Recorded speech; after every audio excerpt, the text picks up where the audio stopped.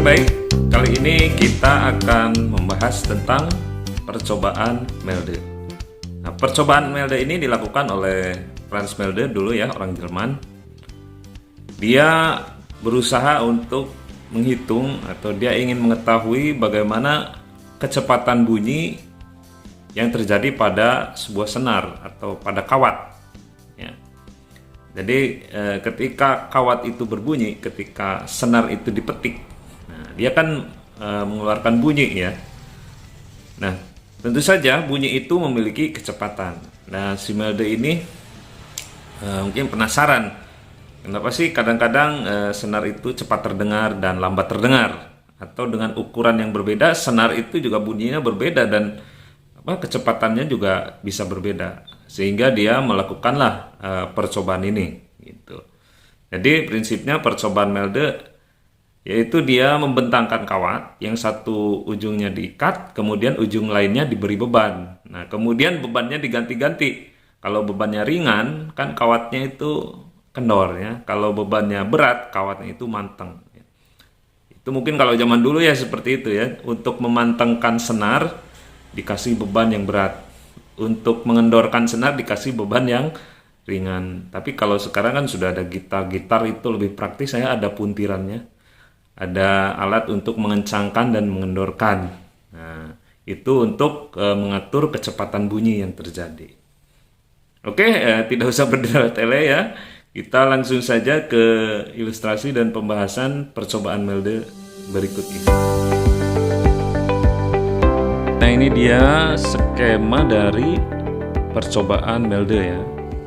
Jadi Melde ini membentangkan sebuah kawat ya dengan cara diikat pada ujung sebelah kiri, kemudian dikaitkan kepada katrol dan di ujung katrolnya diberi beban. Nah, sehingga kawatnya itu terbentang gitu ya, atau tegang gitu ya. Nanti untuk menghasilkan kawat yang sangat tegang, maka bebannya itu diperberat kan gitu ya. Jadi kalau ingin tegang banget, bebannya harus berat. Nah, gitu. Kalau ingin kendor, maka bebannya dikurangi, ya, beban yang ringan gitu.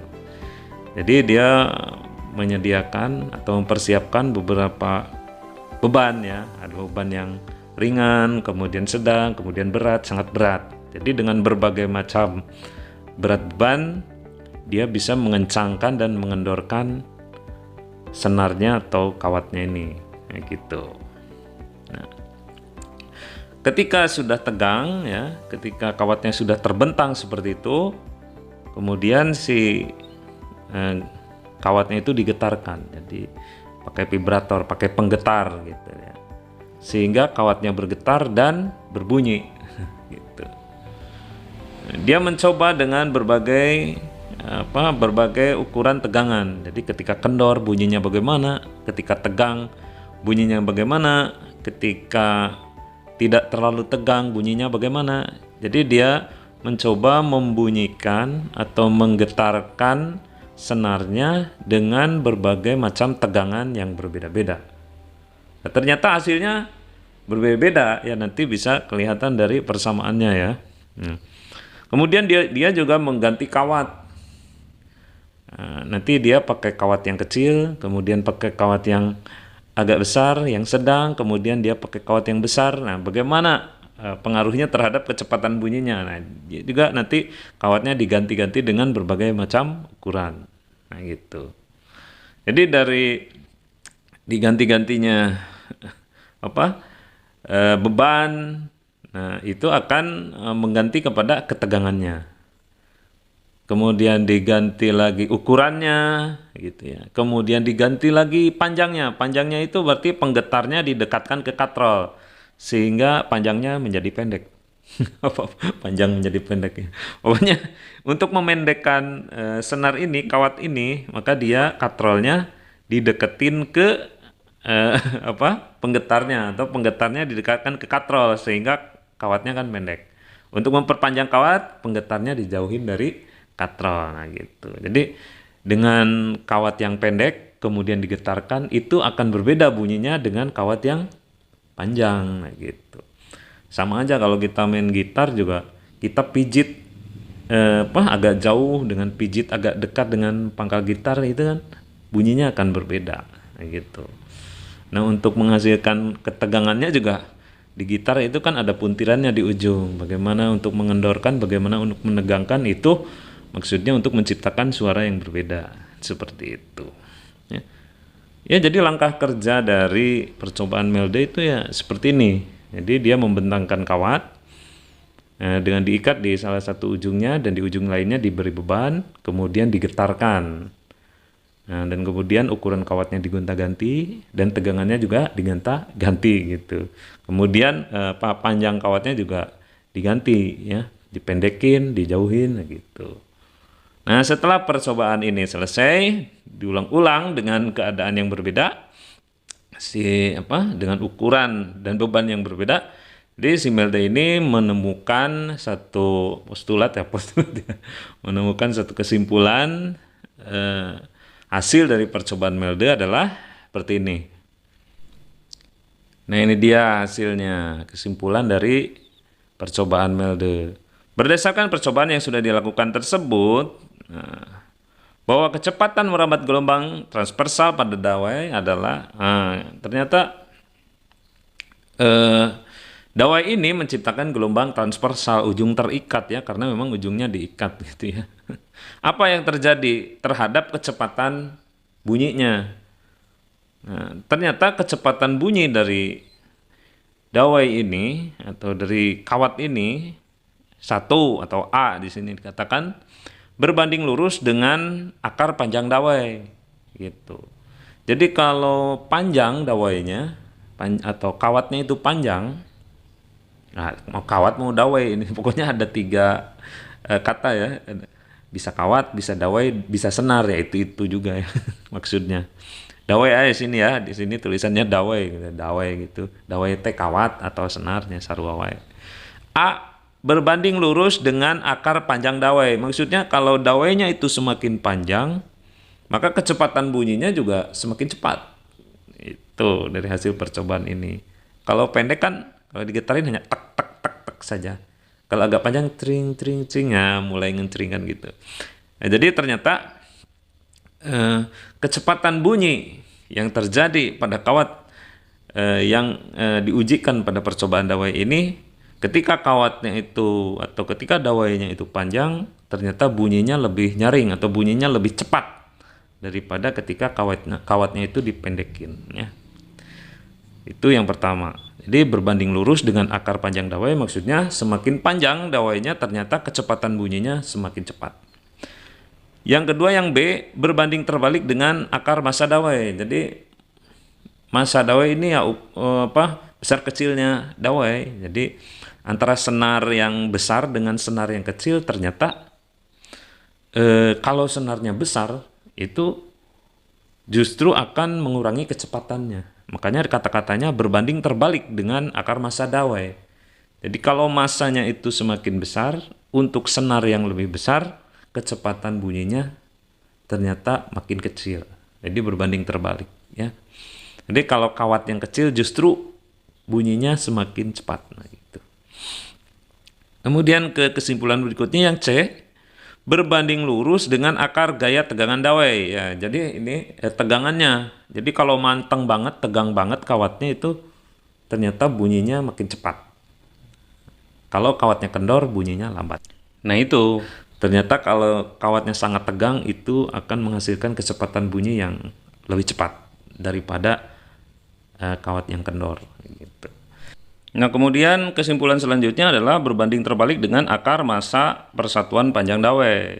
Tadi juga sebetulnya sudah dikatakan nih, berbanding terbalik dengan massanya. Jadi kalau massanya besar ya otomatis akan memperkecil kecepatannya. Massa persatuan panjang. Nah, kebalikan lagi massa persatuan panjang. Jadi panjang itu ya makin cepat kan, M per L. Jadi massa itu nanti kan per M per L lagi kan gitu. Masanya akan mengakibatkan lambat, panjangnya akan mengakibatkan cepat. Maksudnya seperti itu. Kesimpulan yang D ini yang keempat. Kemudian yang E, berbanding terbalik dengan akar massa jenis dawai. Jadi Massa jenis ini berarti bahan dawainya ya. Jadi kalau massa jenis itu besar akan mengurangi kecepatan dari kecepatan bunyinya. Misalkan kawatnya itu terbuat dari emas, kawatnya itu terbuat dari tembaga misalkan.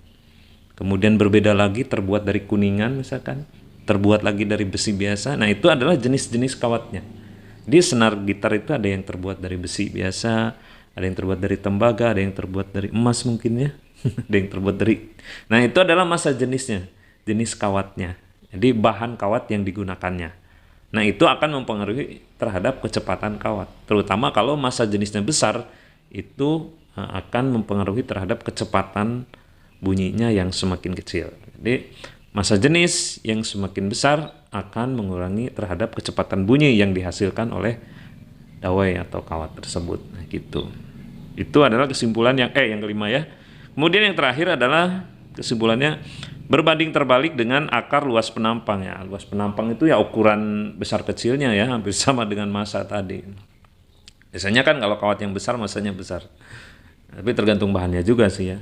Kalau luas penampangnya itu ya ukurannya jelas ini. Luas penampang itu ukurannya. Jadi kalau kita lihat gitar itu senar yang paling atas biasanya paling besar. Nah, kemudian makin bawah makin kecil kan. Nah, itu luas penampangnya, ukurannya. Jadi kalau luas penampangnya besar pasti kawatnya itu besar. Nah, di kawat yang lebih besar itu kecepatan bunyinya lebih kecil.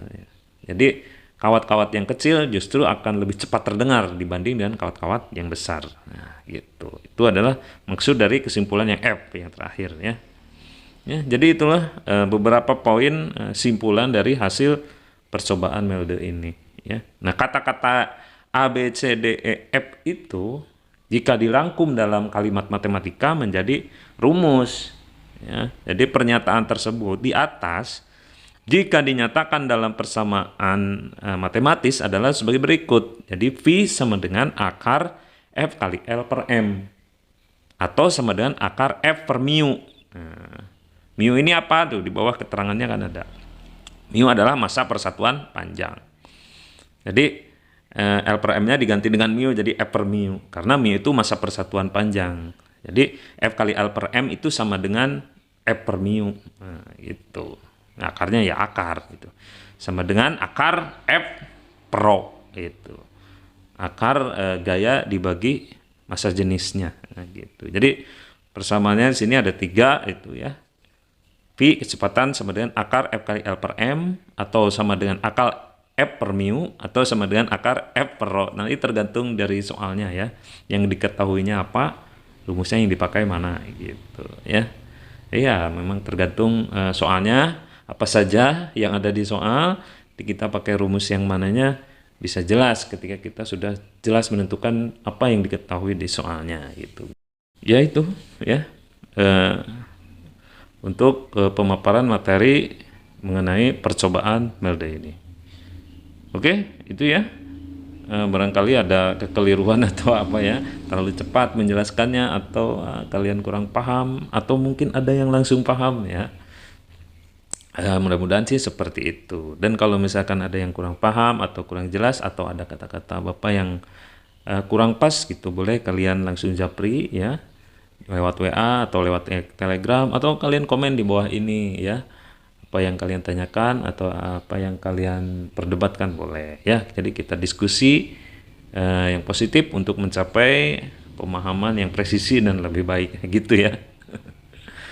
Oke ya, kita langsung coba terapkan ke soalnya ya. Kita coba gunakan persamaan ini untuk mengerjakan soalnya ya. Nah, ini dia pembahasan soalnya ya. Di sini ada soalnya sekaligus ada juga penyelesaiannya ya. Kita baca dulu soalnya. Percobaan Melde menggunakan tali yang panjangnya 2 meter dan massanya 2,5 gram serta diberi gaya tegangan 50 Newton. Jadi talinya 2 meter bermassa 2,5 gram ditegangkan 50 Newton. Gitu. Tentukan berapa meter per sekon cepat rambat gelombang pada tali. Jadi tanya kecepatannya. Kalau kita sudah menyimak yang tadi dan kita hafal persamaan dari percobaan Melde ini ya langsung kita bisa mengerjakannya pastinya ya. Kalau ditanya kecepatannya berarti langsung V sama dengan akar F kali L per M ya. F-nya ada di soal, L-nya ada, masanya juga ada. Ya udah tinggal masukkan kan. Jadi lihat di situ di penyelesaiannya ya. Oh ini pelan-pelan dulu katanya. Kita tulis dulu diketahuinya. Jadi ya soal ini kalau kalian sudah bisa ya nggak harus dikotret ya. Cukup dibayangkan gitu sudah. Kita akan sudah akan tahu jawabannya ya. Ini kalau pemula ya seperti ini ditulis dulu ya, diketahuinya apa semuanya ditulis, kemudian jawabannya ditulis dulu rumusnya, kemudian angka-angka yang ada diketahui dimasukkan ke dalam rumus. Memang begitu ya cara kerjanya kalau didelaykan. Tapi kalau kalian sudah paham dan sudah jam terbangnya sudah banyak untuk mengerjakan soal ini, ya cukup dibaca soalnya dengan imajinasi kalian bisa langsung menjawab hasilnya gitu. Jadi ini dibeginikan untuk pemula ya supaya mudah memahami. Oke, dari soal diketahui panjangnya 2 meter, ditulis L sama dengan 2 meter. Kemudian masanya 2,5 kali 10 4 min 3 kilogram. Nah, di soalnya kan dalam gram, 2,5 gram. Kalau dijadikan kilogram berarti dikali 10 pangkat min 3 kilogram gitu ya. Kemudian tegangannya kan 50 Newton. Jadi F force sama dengan 50 Newton. Yang ditanyakan adalah kecepatannya. Tentukan berapa meter per sekon cepat rambat gelombang pada tali tersebut. Berarti kecepatannya pi sama dengan, itu jawabannya ya. Pi sama dengan akar F kali L per M. Pi sama dengan akar F-nya berapa? 50. L-nya 2 per M. Masanya 2,5 kali 10 4 min 3. Nah, 50 kali 2 kan 100 ya. 100 dibagi 2,5 40 ya. Ya. Kemudian kali 10 4 min 3 pindah ke atas. Jadi nolnya di pangkat 3. Jadi 40 kali 10 pangkat 3 atau 40.000. Jadi hasilnya adalah akar 40.000. 40.000 diakarkan hasilnya 200. Ya, jadi jawabannya adalah kecepatan bunyi tali ini adalah senar ini adalah 200 meter per sekon. Setelah dihitung memakai persamaan percobaan Melde. Nah gitu ya. Nah itu ya cukup mudah ya, materi ini tidak sulit ya.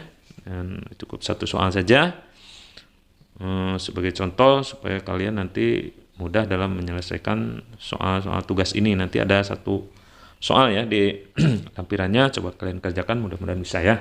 Dan insya Allah bisa lah ini karena ini materi yang cukup mudah. Oke, itu dulu untuk pertemuan kali ini. Mudah-mudahan bermanfaat dan kalian dimudahkan segala urusannya. Wassalamualaikum warahmatullahi wabarakatuh.